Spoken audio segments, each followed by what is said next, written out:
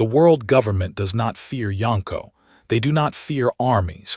They do not even fear revolutionaries. What they truly fear is one man who laughs, a man with no interest in ruling, no desire to conquer, no plan to change the world. And yet, everywhere he goes, the world changes. His name is Monkey D. Luffy. The world government has ruled the One Piece world for over 800 years, not through justice, but through control. They erased an entire century from history. They banned knowledge. They declared certain people dangerous just for existing. Why? Because the greatest threat to power is not violence, it is truth. The celestial dragons live as gods, the marines enforce order, and anyone who questions that order disappears. This is not a government built to protect people. It is a system designed to never be challenged. And for centuries it worked, until one boy from a small village set sail. Monkey D. Luffy is not intelligent by traditional standards. He doesn't understand politics. He doesn't plan revolutions. In fact, Luffy doesn't even want to be a hero. "I don't want to conquer anything," he says. The Pirate King is the freest man on the sea. This is what makes him dangerous. Luffy does not fight for control. He fights because he hates chains. When he sees someone oppressed, it angers him, not strategically, not morally, emotionally. And that emotion pulls people toward him. Kings follow him. Warriors follow him. Nations change because of him. Not because he demands loyalty, but because freedom feels contagious around him. Let's look at the facts. Luffy defeated Crocodile and exposed the corruption of Alabasta, destroyed Enies Lobby. A symbol of absolute justice, declared war on the world government by burning their flag, invaded Impel Down. The world's most secure prison survived. Marineford defeated Kaido. A Yonko believed to be invincible. No pirate in history has done this without an army.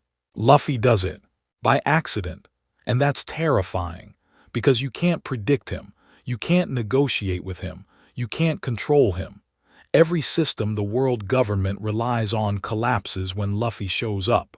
There is a reason the world government reacts violently to one letter. D. Those who carry the name D are called the enemies of the gods. Gal D. Roger, Monkey D. Dragon, Monkey D. Luffy, people with the will to smile in the face of death. The world government doesn't fear their strength. They fear what they represent, the inherited will of a forgotten era, a promise that history cannot be buried forever, and Luffy doesn't even know it, which makes it worse, because he is not chasing destiny, destiny is chasing him. When Luffy awakened Gear 5, something changed. The world government did not celebrate his defeat. They panicked, because the fruit they renamed, the fruit they lied about for centuries, was not the gum fruit. It was the Hito no Mi, model Nika, the embodiment of freedom, a warrior who fights while laughing, a god who brings smiles instead of fear. Joy Boy had returned, and suddenly Luffy was no longer just a pirate. He was proof that the world government's greatest lie was finally breaking. Villains want control, tyrants want obedience. Luffy wants none of it, and that is exactly why he is unstoppable. You can kill a king, you can overthrow a ruler, but you cannot stop an idea.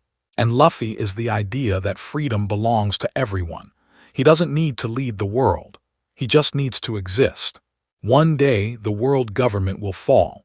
Not because Luffy planned it, not because he wanted revenge, but because systems built on fear cannot survive someone who laughs at them. And when the world finally changes, it won't be ruled by a king. It will be free because one man refused to kneel. Monkey D. Luffy. Do you think Luffy is the chosen one, or just a free man in a broken world? Let me know in the comments.